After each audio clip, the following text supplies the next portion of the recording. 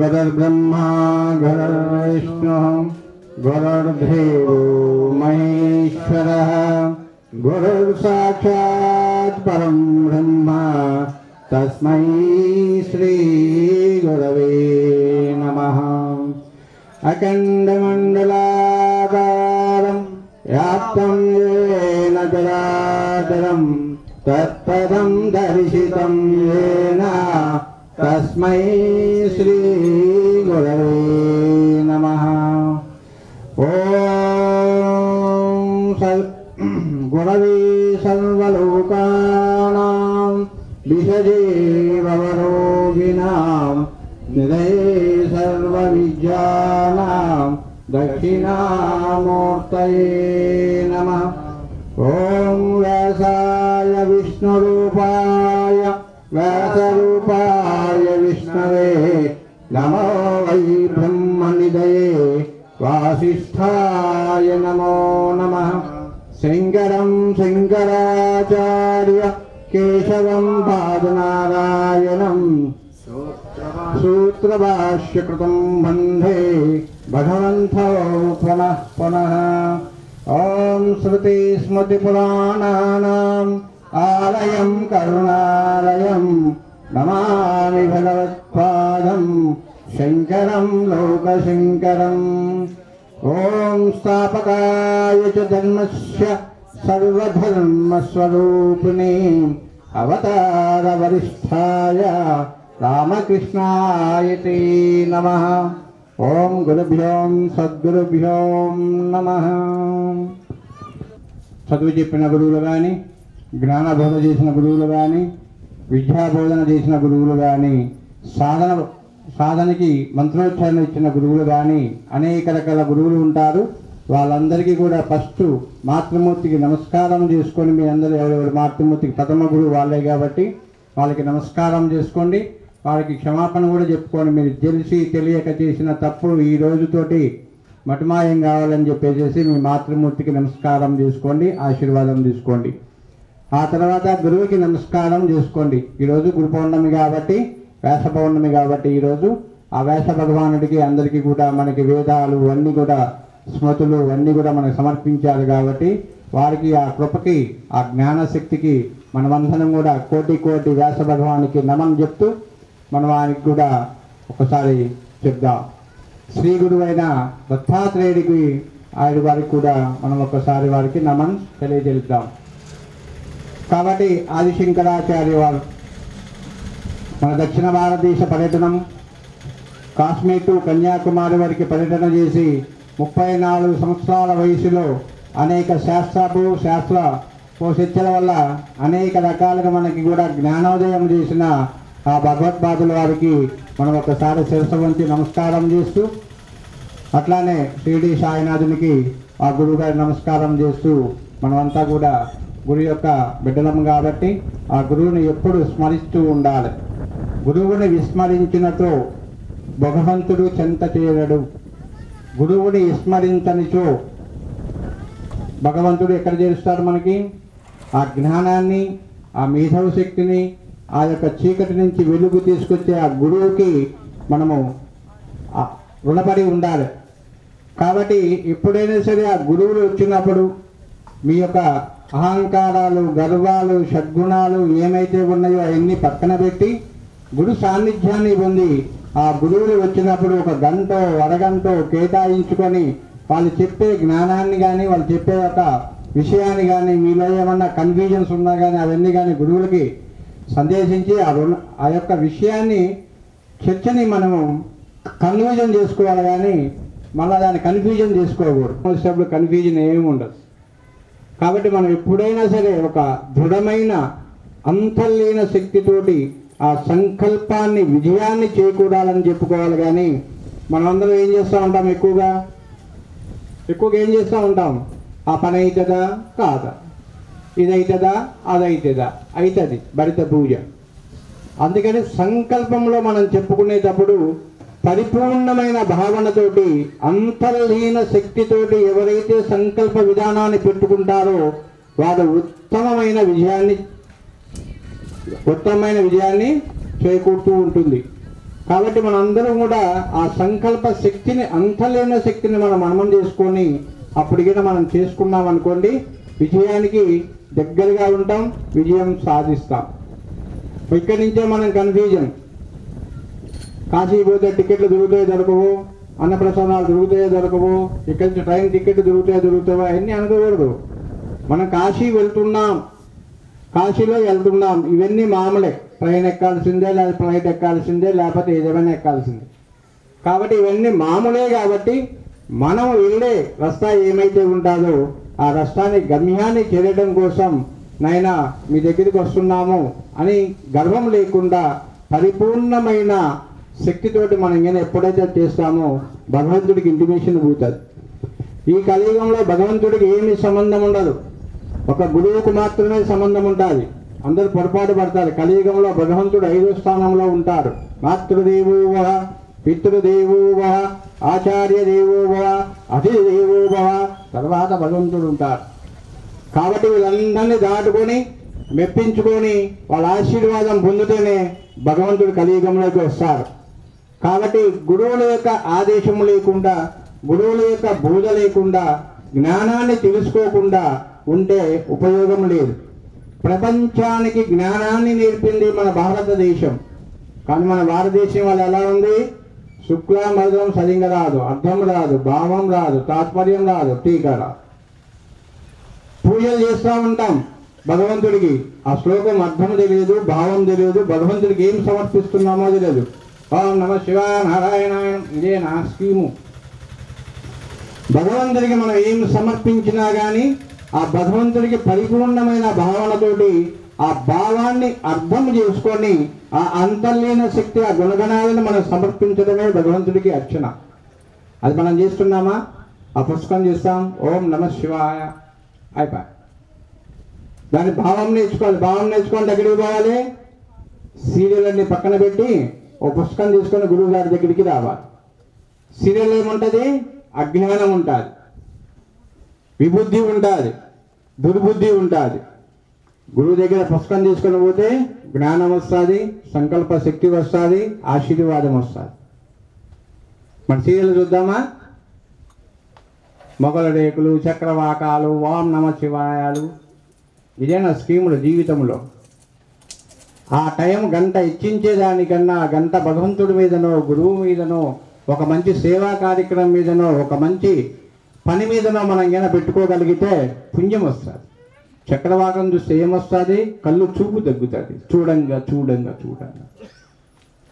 కాబట్టి మనం భౌతికమైన విషయాలకి కొంచెం దృఢంగా ఉంటూ ఆధ్యాత్మిక చింతనకి ఒక మంచి సేవ మనకు నారాయణే చెప్పాడు. మనకి భూమండలం మీద అత్యధిక సేవ ఏమొస్తుందంటే మానవ సేవయే మాధవ సేవ.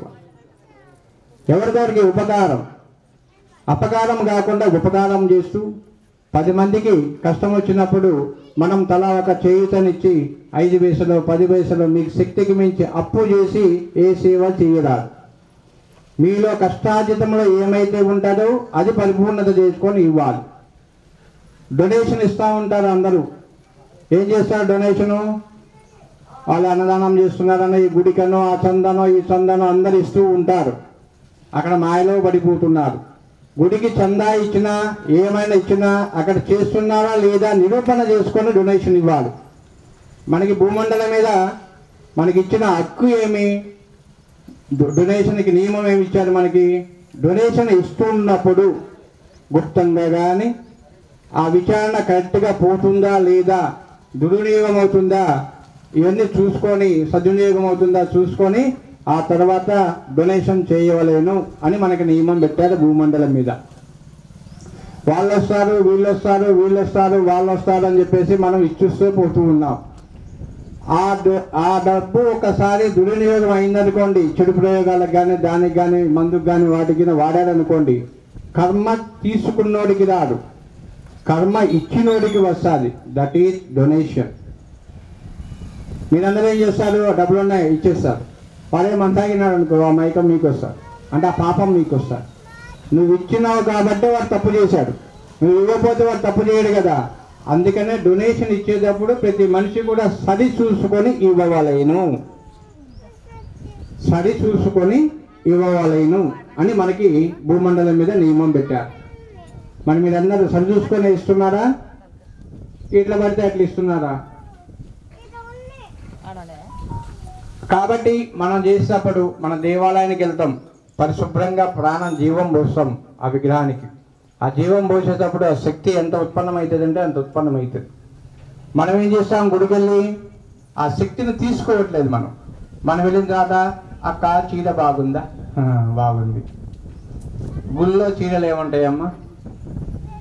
గుడిలో సంస్కారవంతంగా వెళ్ళి మన యొక్క మనస్సులో ఉన్న భావన, మన మనసులో ఉన్న బాధ, లేదా మన మనసులో ఉన్న ఏదో ఒకటి అంతర్లీనంగా ఉండే బాధలు కానీ, దీర్ఘకాలికమైన బాధలు కానీ భగవంతుడికి పెదము కలవకుండా భగవంతుడికి లోపల అంతర్సమర్పణ చేసుకోవాలి ఆ బాధని. కొంతమంది చూస్తూ ఉంటాం, నాకు అది కావాలి, నాకు ఇది, ఎన్ని భగవంతుడు ఎందుకు ఇస్తాడు? ఏమి ఇవ్వడు కలియుగం. ఏదైనా గురువుల ద్వారా ఆశీర్వాదం రావాల్సిందే తప్ప భగవంతుడు త్రూ డైరెక్ట్గా ఆశీర్వాదం ఇవ్వడు. కలియుగం ప్రథమ పాదం నడుస్తూ ఉంది. ఇక డైరెక్ట్గా భగవంతుడే వచ్చేసి అభయం ఇస్తాడు, భగవంతుడు నా పక్కన కూర్చుంటాడు అన్నది కల్లా. ఆకార నిరాకార స్వాకార స్వరూపం లేనివాడు భగవంతుడు. కాబట్టి ఏదో ఒక రూపంలో భగవంతుడు అనేవాడు మనకి హెల్ప్ చేస్తాడు. ఏమని? గురువు ద్వారా కానీ, సమాజం ద్వారా కానీ, మన ఫ్రెండ్స్ ద్వారా కానీ, మన బంధువుల ద్వారా ఏదో ఒక రకంగా భగవంతుడు ఆ మనసుని వెళ్ళి చెయ్యి అని చేస్తాడు. ఎందుకు? మీరు మనసు ప్రశాంతంగా చేసుకున్న నాడు మాత్రమే. మనకి ఎప్పుడు పని ఉంటే అప్పుడు, ఎప్పుడు అది ఉంటే అది, ఎప్పుడు చెయ్యరాదు. మనకు ఒక ప్రశాంతమైన మైండ్ సెట్ చూసుకొని మనం ఏ పని మంచి పని చేసినా కానీ చక్కటి అవకాశం ఆ భగవంతుడికి మనకి వెళ్తుంది. కాబట్టి మనం చేసుకునే విధి విధానాల్లో రాత్రి కూడా చాలా విషయాలు చెప్పాను, అవన్నీ కూడా జాగ్రత్తలు తీసుకోండి. ఫస్ట్ ఆరోగ్యాన్ని కాపాడుకోవాలి, ఆ తర్వాత శక్తిని మనం పెంచుకోవడానికి అధికారం తెచ్చుకోవాలి. ఎప్పుడైతే అది చేయలేకుండా మనం ఏం పనులు చేసినా కానీ ఈజ్ ఈక్వల్ టు 0. కాబట్టి అతిథి సత్కారం పెట్టేటప్పుడు కానీ భోజన విధానంలో మాట్లాడకుండా భోజనం చేయవలేదు. మాట్లాడుతూ భోజనం ఎప్పుడు చేయరాదు. ఎందుకంటే మన నోట్లో ఉన్న ఆ జలము ఏమైతే ఉంటుందో ఆ జలం దాని మీద పడకుండా ఉంటాం. కానీ శుద్ధి, అన్నం పరబ్రహ్మ స్వరూపం, బ్రహ్మానితో పొడిచారు భోజనాన్ని. కాబట్టి ఎప్పుడైనా సరే ఆ విషయాలన్నీ కూడా క్షుణ్ణంగా తెలుసుకొని ఆ పవిత్రమైన కార్యక్రమం చేసేటప్పుడు, భోజనం చేసేటప్పుడు మనస్సు ప్రశాంతంగా చేసుకొని నిర్మలం చేసుకొని భోజనం చేశారనుకోండి, జీర్ణశక్తి ప్రశాంతంగా ఉంటుంది. మనం ఆవేశం మీద ఆలోచన లేకుండా ఎట్లా పడితే అట్లా చేసుకోరాదు. మీరు ఉదాహరణకి భోజనం చేసేటప్పుడు భార్యాభర్త పోట్లాడుకోవటం కానీ, ఏమైనా భోజనం పెట్టేటప్పుడు తిను తిను అలా అంటాం కానీ, లేకపోతే భర్త భార్యను అరవటం కానీ, భార్య భర్తను అరవటం కానీ, తినే భోజనం విసరటం కానీ, ఇవన్నీ చేశారనుకోండి, నెక్స్ట్ జన్మ ఏమంటే పోలియో వ్యాధి. అంటే కాళ్ళు సరిగా లేకుండా అన్నం ఇసరనాడు కాబట్టి వాడు కూడా దొక్కుంటూ వెళ్ళాల్సిన కర్మ పడుతుంది. కాబట్టి ఈ విషయాలన్నీ చిన్న చిన్న విషయాలు జాగ్రత్త లాజికల్గా తీసుకుంటే అవన్నీ మీరు సరి చేసుకొని ఒక టైం టేబుల్ తయారు చేసుకుని జీవన విధానాన్ని పరిపూర్ణంగా చేసుకున్నానుకో టెన్షనే ఉండదు.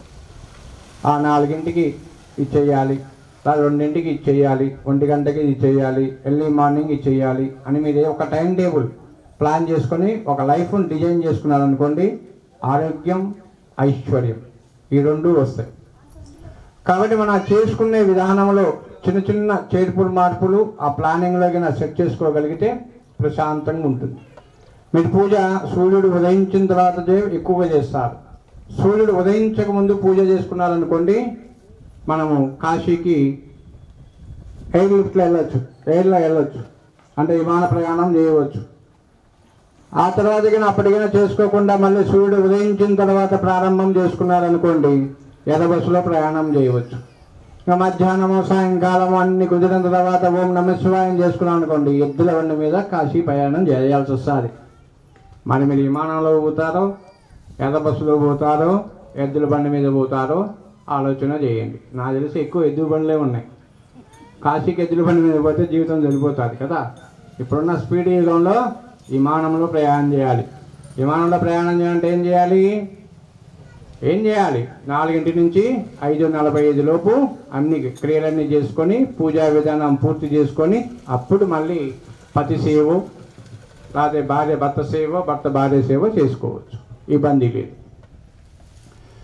కానీ జీవన పరిణామాల్లో ఇప్పుడు మేము దక్షిణ భారతదేశం వచ్చి 37 సంవత్సరాలు పరిపూర్ణమైంది. 38వ సంవత్సరంలో అడుగుపెట్టాం.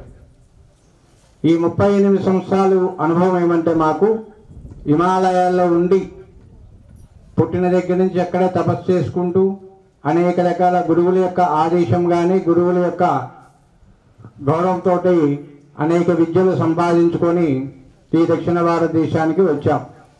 దేనికి వచ్చాము? భూగర్భ జలాలు అంతరించిపోతున్నాయి. ఈ భూగర్భ జలాలను మళ్ళీ నిర్మూలన చేయాలని ప్రతి 5000 సంవత్సరాలకి ఒకసారి భూమండలం మీద శుద్ధి కార్యక్రమం, జలశుద్ధి కార్యక్రమం అనేది ఒకటి ఉంటుంది కార్యక్రమం. ఈ కార్యక్రమానికి మేము వచ్చాం. కేరళ నుంచి స్టార్ట్ అయ్యి ఇప్పుడు ఈ ఆంధ్రప్రదేశ్ వరకు వచ్చాం. ఎవరైనా సరే కొన్ని లక్షల మంది, కోట్ల మంది కలిశారు. 7000 యజ్ఞాలు పరిపూర్ణం చేశాం. ఈ రోజు వరకు వచ్చి గురువు గారి దగ్గరికి హిమాలయాల నుంచి వచ్చారు, ఎన్నో విద్యల పొంది వచ్చినారు. వారి దగ్గర జ్ఞానం నేర్చుకున్నామని ఒక్క దుర్మార్గుడు నా దగ్గరికి రాలేదు. జ్ఞానం కోసం గురువు దగ్గరికి ఒక్క దుర్మార్గుడు రాలేదు. ఇక్కడ కొన్ని కోట్ల మంది కలిశారు. ఏమడుగుతారు? మా అమ్మాయి పెళ్లి కాలేదు, మా అబ్బాయి పెళ్లి కాలేదు, ఓం నమ శివాయ, ఇవే భౌతికమైన చర్చలు తప్ప జ్ఞానం కోసం అనేవాడు ఇంతవరకు నా దగ్గరికి రా.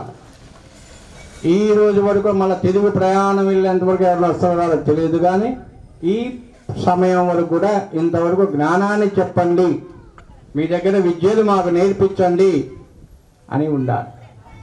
ఈ సనాతన ధర్మంలో ఇంత దౌర్భాగ్యమైన దుస్థితి నేను ఏ కలియుగంలో చూడలేదు. నీచమైన సంస్కృతి, ఇక్కడ దుర్మార్గమైన ఆలోచన, ఇవన్నీ దరిద్రం, పనికిరావు. దీనివల్ల ఏమి లాభం లేదు. ఎప్పుడైతే మనం పరిపూర్ణమైన జ్ఞానాన్ని సంపాదించుకుంటామో, ఆ moral ethics and strategy system ఎప్పుడైతే డెవలప్ చేసుకుంటామో అప్పుడు తెలుస్తారు. వాళ్ళు ఫారినర్స్ వస్తారు, ఆశ్రమాల్లో 10 కాపులు వేస్తారు. విద్య కోసం, జ్ఞానం కోసం, శక్తి కోసం ఈ దేశ విదేశాల నుంచి వచ్చి భారతదేశానికి వచ్చి ఆశ్రమాల్లో 10 కాపులు కాస్తూ, ఆశ్రమంలో సేవలు చేస్తూ, గో సేవలు చేస్తూ, అన్నదాన సేవలు చేస్తూ, అన్నం వండుతూ సేవలు చేస్తూ విద్య నేర్చుకుంటున్నారు. మీకేమైనా పోయే రోగాలు ఏమన్నా? తిడితే తిట్టినారంటారు, తిట్టబోతే తిట్టలేదంటారు. ఏం రోగాలు మీకు? విద్య నేర్చుకుంటానికి కర్మ లేదా? మళ్ళీ నెక్స్ట్ జనరేషన్కి ఏం పాస్ ఆన్ చేస్తారు? అక్కడ బార్ షాప్ ఉంది, బార్ షాపు పోండి, అక్కడికి ఉండి ఈ పోండి, ఏ నేర్పుతారా? ఏం నేర్పుతారు? పిల్లలకి ఏం నేర్పుతారు మీరు సమాజానికి? రేపు నెక్స్ట్ జనరేషన్కి ఏం నేర్పుతారు మీరు? మీ స్వార్థం నేర్పుతారా? ఏం నేర్పుతారు చెప్పండి?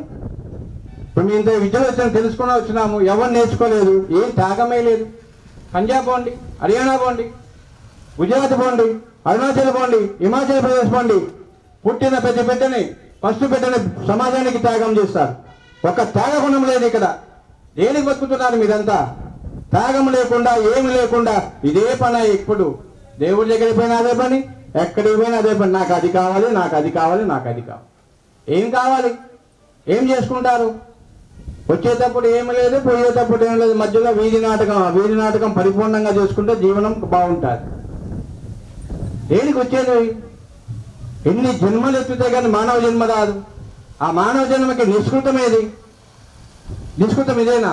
తినడం, పడుకోవడం, ఉద్యోగం చేసుకోవడం. ఇదేనా? ఒక మంచి జ్ఞానాన్ని సంపాదించుకోవడం, ఒక మంచి జ్ఞానాన్ని చేసుకోవటము ఏమీ లేకుండా ఎందుకయ్యా బతుకులు నాకు అర్థం కడుతాను భూమండలం మీద. ప్రకృతి సహకరించమంటే ఏం సహకరిస్తుంది? నదులు కాపాడుకోవడం తెలియదు, నదుల్లో నీళ్ళు లేకపోతే ఏం చేయాలో తెలియదు, యజ్ఞగతులు చేసుకోవాలో తెలియదు, ఏం చేసుకోవాలో తెలియదు. భగవంతుడు పూజ చేసినా ఏం చేసినా మీ దగ్గరే ఉంటుంది. ఒక యజ్ఞం ద్వారా మాత్రమే భగవంతుడికి మనం ఇంటిమేషన్ పంపించడానికి భూమండలం నుంచి అధికారం ఉంటుంది. ఏ అధికారం లేకుండా ఏమి లేకుండా తెలుసుకోకుండా ఎవరు ఇష్టం వచ్చినట్టు వాళ్ళు చేస్తే కుదరదు. ప్రతి గ్రామాల్లో యజ్ఞం చేయండి, ప్రతి గ్రామంలో అన్నదాన క్రతువు చేయండి. సంవత్సరానికి ఒకసారి వర్షం ఎందుకు రాదు మేము ఆలోచన చేస్తాం. వర్షం పడి తీరాల్సిందే. ప్రతి యాగానికి పెట్టి వర్షాన్ని కురిపించి అన్ని సాక్ష్యం చూపిస్తున్నాం కదా. మీరు కూడా అలా చేసుకోండి. సర్వలోక కళ్యాణం కోసం చేయండి, ప్రకృతి కోసం చేయండి. వర్షం పడింది అనుకోండి, చక్కటి పంటలు పండుతాయి. పంటలు పడితే ఆదాయ వనరులు లక్ష్మీదేవి నివాసం ఉంటుంది. లక్ష్మీదేవి నివాసం అంటే వ్యాపార సంస్థలు పెరుగుతాయి, తర్వాత ఉద్యోగాలు పెరుగుతాయి. అన్ని కూడా ఒక లైన్, స్ట్రీమ్ లైన్. దీంట్లో ఎక్కడైనా ఒక చైన్ తప్పిపోయిందా? ఏం లేదు. చేయాల్సిన దానికి చేయకుండా ప్రతిదానికి ఆరాటం, పోరాటం అంటే ఉపయోగమే లేదు. జీవితం జీవించే ఉపయోగం లేదు. అభయారణ్యాలు అవి జీవిస్తున్నాయి, మీరు ఇక్కడ జీవిస్తున్నారని భావన చేస్తాం తప్ప అంతకు మించి ఏం లేదు. అది ఎన్ని కోట్ల మంది 38 సంవత్సరాల జీవితంలో లైఫ్లో ఒక్కళ్ళు కూడా జ్ఞానానికి రాలేదంటే ఏమి జీవితాలని అర్థం కావట్లే. మాకు బాధేస్తుంది. ఎన్ని విద్యలు నేర్చుకొని వచ్చాం మేము. ఒక్క విద్య ఒక్కడన్నా నేర్చుకున్నాడా? మళ్ళీ పరంపర కావాలంటే విద్యలు ఎక్కడి నుంచి వస్తాయి?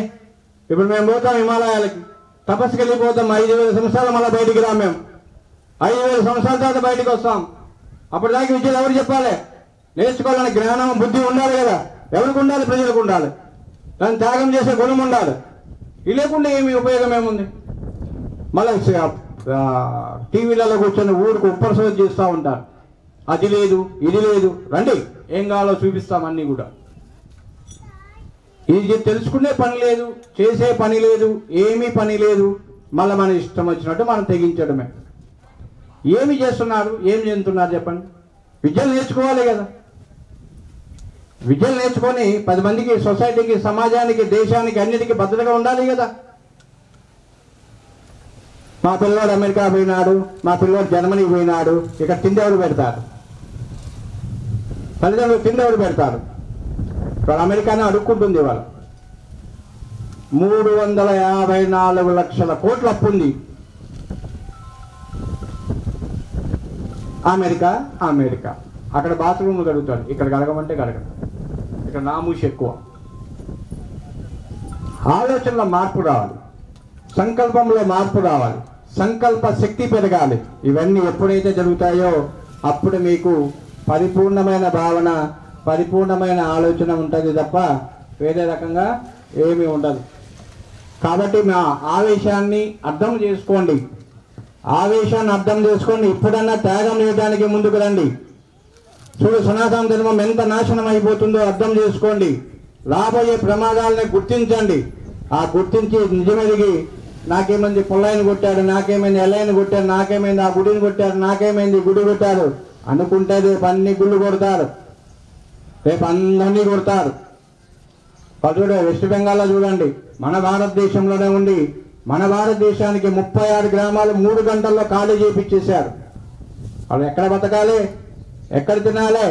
ఎక్కడ పెరగాలి? ఎప్పుడు చైతన్యం తెచ్చుకుంటారు మీరు? చైతన్యం రావాలి కదా. ఇంకా ఎప్పుడు నిద్రపోవటమేనా? మాకెందుకు? మా ఇంట్లో మా సీరియళ్ళు, మా కథ, మా వ్యవహారం ఇదేనా? సొసైటీ బాధ్యత తీసుకోవాలి.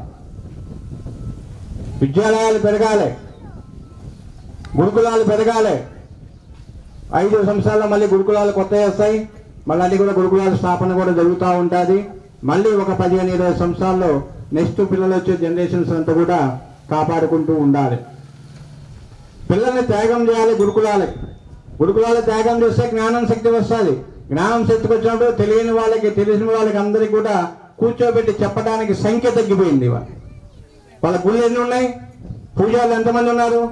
ఎన్ని గుళ్ళలో ఎన్ని పూజలు జరుగుతున్నాయి? ఈరోజు పూజారులు లేరు, ఇవాళ పూజ చేసే మనుషులు లేరు. ఇవాళ ఎవరికోటి ఫ్యాషన్, ఐటీ, అది ఇది అన్ని పోతే ఈ సంస్థలన్నీ కాపాడేవాడు, ఈ సంస్థ చేసేవాడు ఎవడు? త్యాగం లేకపోయా. ఏం చేయాలి ఇక్కడ? ప్రతిదానికి ఆ విద్య ఉందా, ఈ విద్య ఉందా, ఆ విద్య ఉందా, ఈ విద్య ఉందా అంటారు. మన భూమండలం మీద 1063 విద్యలు ఉన్నాయి. మహాయాగం కాశీపట్నంలో చేస్తా ఉన్నాం. 1063 విద్యలు ప్రజెంటేషన్ చేస్తాం. ఏ సైంటిస్ట్ వస్తాడో, ఏ మహామేధ శక్తి వస్తాడో ఆపమనండి చూద్దాం. ఆపమనండి చూద్దాం. ప్రతి కూడా శక్తి లేదు, శక్తి లేదు, శక్తి హీనంగా మాట్లాడుకోమండి. శక్తి బతికే ఉంది, వేదాలు బతికే ఉన్నాయి. మీ యొక్క విభూతి ప్రకారం మీరు చేసుకోలేకపోతున్నారే తప్ప, మీ యొక్క అజ్ఞానం వల్ల తెలుసుకోలేకపోతున్నారే తప్ప, అది తెలుసుకోండి. విభూతి వద్దు, మనకి బుద్ధి కావాలి. విభూతి ఏముంది, ఎట్లయినా వస్తుంది, ఎట్లయినా పోతుంది, ఎట్లయినా చేస్తారు.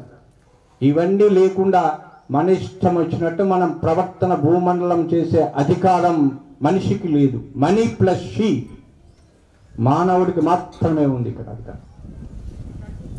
ఈ మనిషిగా పేరు పెట్టుకొని మనీ ప్లస్ షీ జీవితంలో చేసే వాళ్ళకి మీకు ఎవరికి అధికారం లేదు. ఒక మానవుడికి మాత్రమే భూమండలం మీద సాధించడానికి అధికారం ఉంటుంది.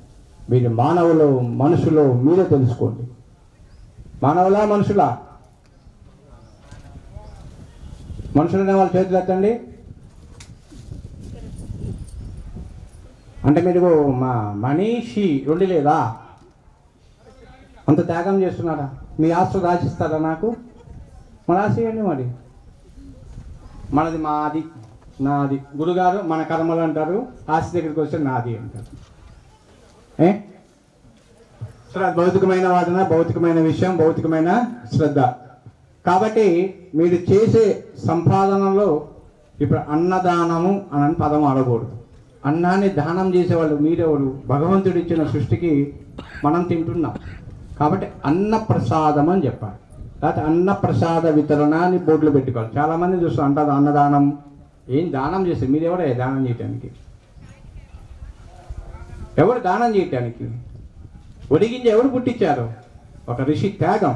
వర్షన్ మహర్షి ఎంతో గొప్ప తపస్సు చేసి శివుడు ఆజ్ఞానుసారం చేసుకొని ఆ ఒడిగింజను సృష్టించాడు. అదే ఆ ఋషి లేకపోతే మీరు ఇవాళ ఏం తింటారు చెప్పండి? ఏం తింటారు మీరు ఇవాళ?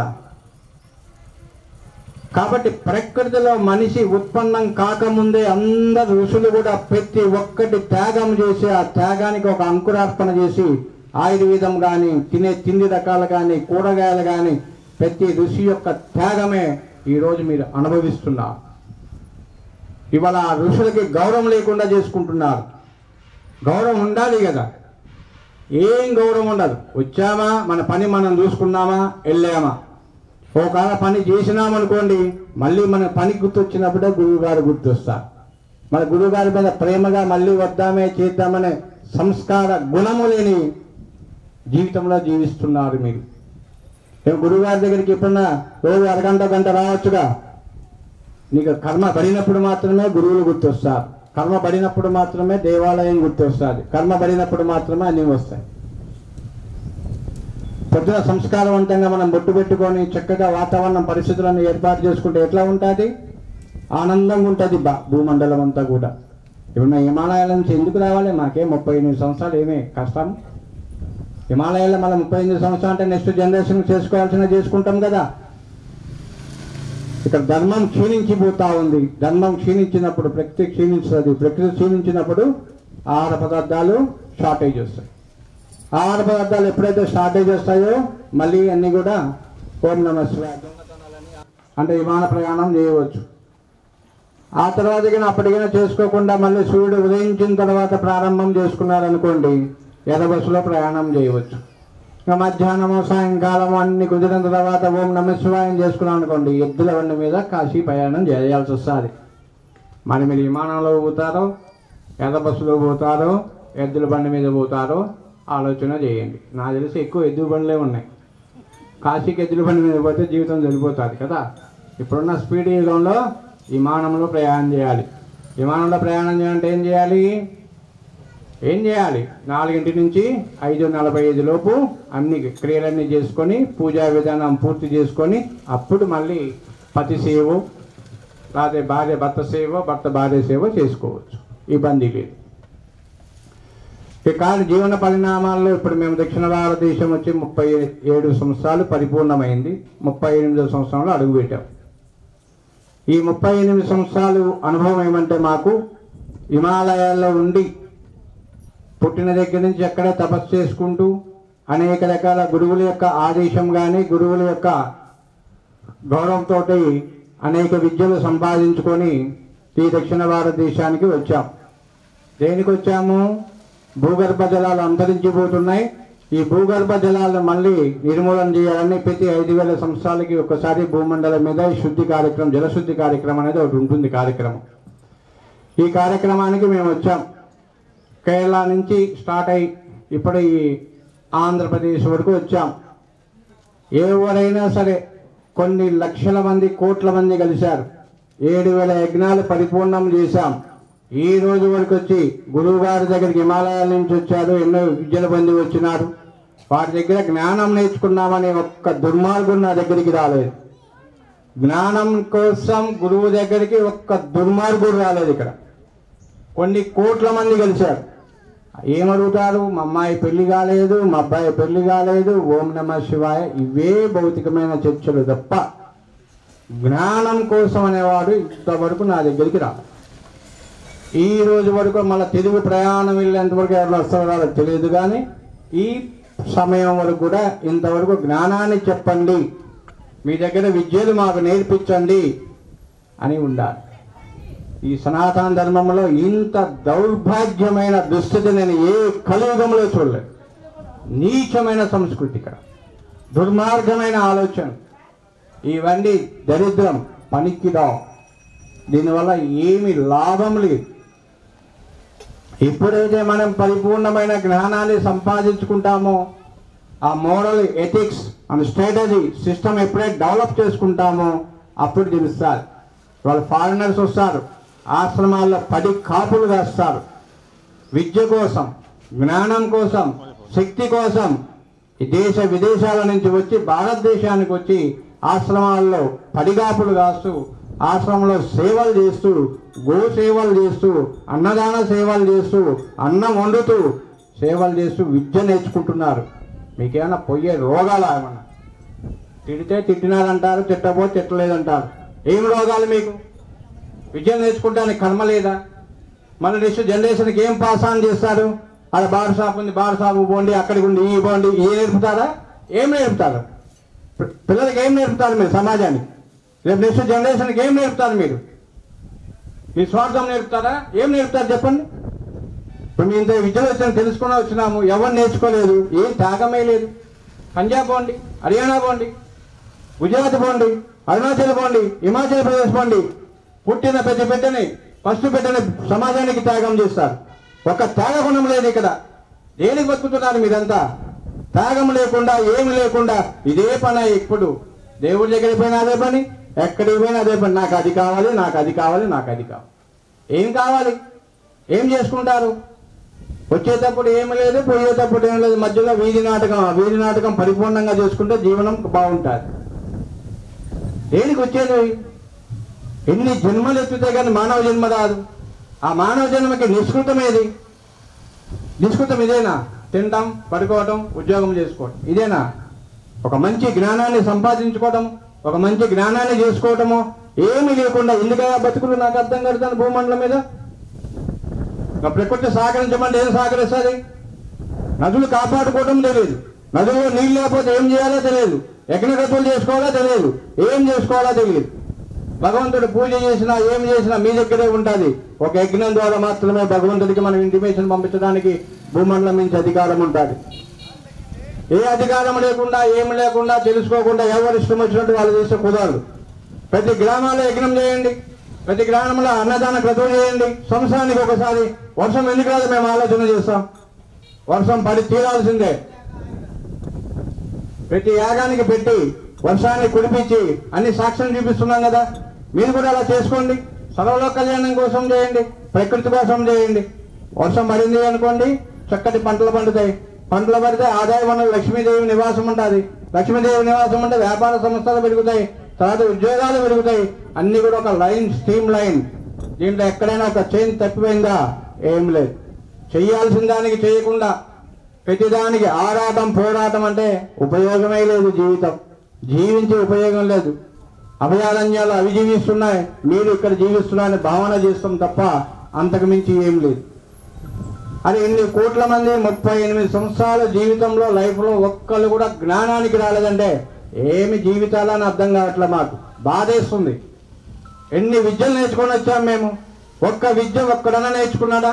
మళ్ళీ పరంపర కావాలంటే విద్యలు ఎక్కడి నుంచి వస్తాయి? ఇప్పుడు మేము పోతాం హిమాలయాలకి, తపస్సుకి వెళ్ళిపోతాం. 5000 సంవత్సరాలు మళ్ళీ బయటికి రాం. మేము 5000 సంవత్సరాల తర్వాత బయటకు వస్తాం. అప్పుడు దాకా విద్యలు ఎవరు చెప్పాలి? నేర్చుకోవాలని జ్ఞానం బుద్ధి ఉండాలి కదా. ఎవరికి ఉండాలి? ప్రజలకు ఉండాలి. దాన్ని త్యాగం చేసే గుణం ఉండాలి. ఇది లేకుండా ఏమి ఉపయోగం ఏముంది? మళ్ళీ టీవీలలో కూర్చొని ఊరికి ఉప్పరసోది చేస్తూ ఉంటారు. అది లేదు ఇది లేదు, రండి ఏం కావాలో చూపిస్తాం అన్నీ కూడా. ఇది తెలుసుకునే పని లేదు, చేసే పని లేదు, ఏమీ పని లేదు. మళ్ళీ మన ఇష్టం వచ్చినట్టు మనం తెగించడమే. ఏమి చేస్తున్నారు? ఏం చెందుతున్నారు చెప్పండి? విద్యలు నేర్చుకోవాలి కదా. విద్యలు నేర్చుకొని 10 మందికి, సొసైటీకి, సమాజానికి, దేశానికి అన్నిటికీ భద్రతగా ఉండాలి కదా. మా పిల్లవాడు అమెరికా పోయినాడు, మా పిల్లవాడు జర్మనీకి పోయినాడు, ఇక్కడ తిండెవరు పెడతారు? తల్లిదండ్రులు తిండెవరు పెడతారు? ఇక్కడ అమెరికానే అడుక్కుంటుంది. ఇవాళ 354 లక్షల కోట్ల అప్పు ఉంది. అమెరికా అక్కడ బాత్రూమ్లు కడుగుతాడు, ఇక్కడ కడగమంటే కడగడు. ఇక్కడ నామూషి ఎక్కువ. ఆలోచనలో మార్పు రావాలి, సంకల్పంలో మార్పు రావాలి, సంకల్ప శక్తి పెరగాలి. ఇవన్నీ ఎప్పుడైతే జరుగుతాయో అప్పుడు మీకు పరిపూర్ణమైన భావన, పరిపూర్ణమైన ఆలోచన ఉంటుంది తప్ప వేరే రకంగా ఏమీ ఉండదు. కాబట్టి మా ఆవేశాన్ని అర్థం చేసుకోండి. ఆవేశాన్ని అర్థం చేసుకొని ఇప్పుడన్నా త్యాగం చేయడానికి ముందుకు రండి. చూడు, సనాతన ధర్మం ఎంత నాశనం అయిపోతుందో అర్థం చేసుకోండి. రాబోయే ప్రమాదాలని గుర్తించండి. ఆ గుర్తించి నిజమెదిగి నాకేమైంది పొల్లాయిని కొట్టాడు, నాకేమైంది ఎల్లైని కొట్టాడు, నాకేమైంది ఆ గుడిని కొట్టారు, నాకేమైంది గుడి కొట్టారు అనుకుంటే రేపు అన్ని గుళ్ళు కొడతారు, రేపు అందరినీ కొడతారు. చూడ వెస్ట్ బెంగాల్లో చూడండి, మన భారతదేశంలోనే ఉండి మన భారతదేశానికి 36 గ్రామాలు 3 గంటల్లో ఖాళీ చేపించేశారు. వాళ్ళు ఎక్కడ బతకాలి? ఎక్కడ తినాలి? ఎక్కడ పెరగాలి? ఎప్పుడు చైతన్యం తెచ్చుకుంటారు మీరు? చైతన్యం రావాలి కదా. ఇంకా ఎప్పుడు నిద్రపోవటమేనా?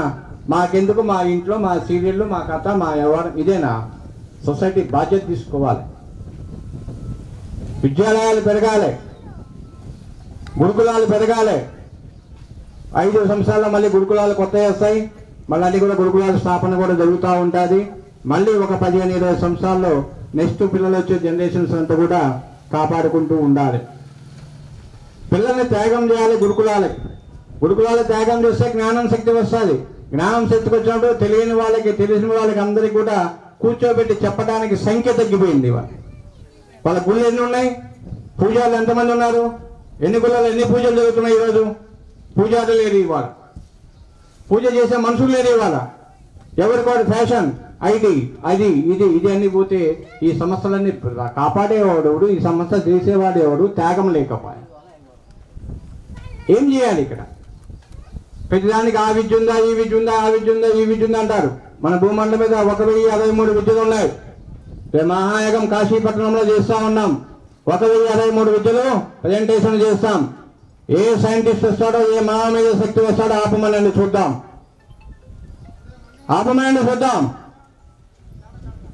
ప్రతి కూడా శక్తి లేదు, శక్తిహీనంగా మాట్లాడుకోమండి. శక్తి బతికే ఉంది, వేదాలు బతికే ఉన్నాయి.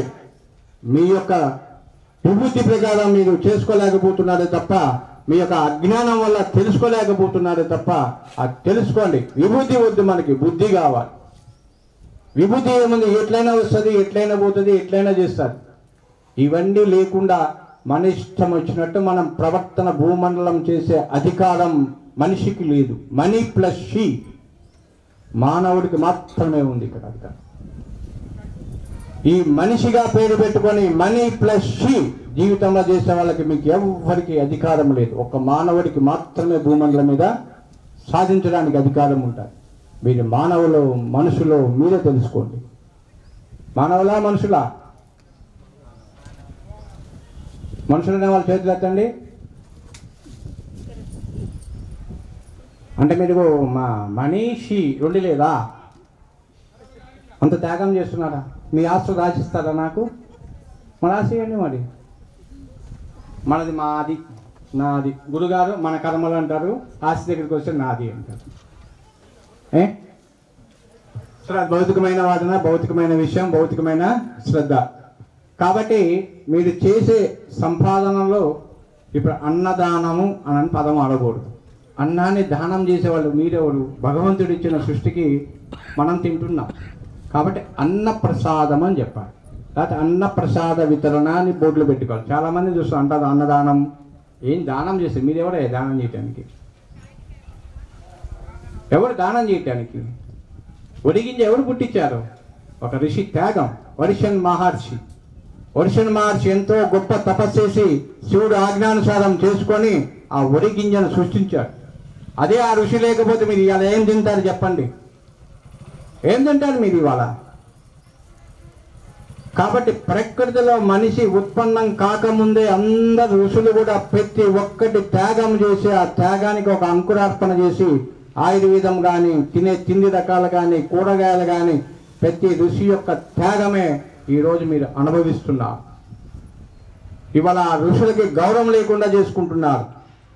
గౌరవం ఉండాలి కదా. ఏం గౌరవం ఉండదు. వచ్చామా, మన పని మనం చూసుకున్నామా, వెళ్ళామా. ఒకవేళ పని చేసినామనుకోండి, మళ్ళీ మన పని గుర్తొచ్చినప్పుడే గురువుగారు గుర్తొస్తారు. మన గురువుగారి మీద ప్రేమగా మళ్ళీ వద్దామే చేద్దామనే సంస్కార గుణము లేని జీవితంలో జీవిస్తున్నారు మీరు. గురువుగారి దగ్గరికి ఎప్పుడన్నా రోజు అరగంట గంట రావచ్చుగా. నీకు కర్మ పడినప్పుడు మాత్రమే గురువులు గుర్తొస్తారు. కర్మ పడినప్పుడు మాత్రమే దేవాలయం గుర్తొస్తుంది. కర్మ పడినప్పుడు మాత్రమే అన్నీ వస్తాయి.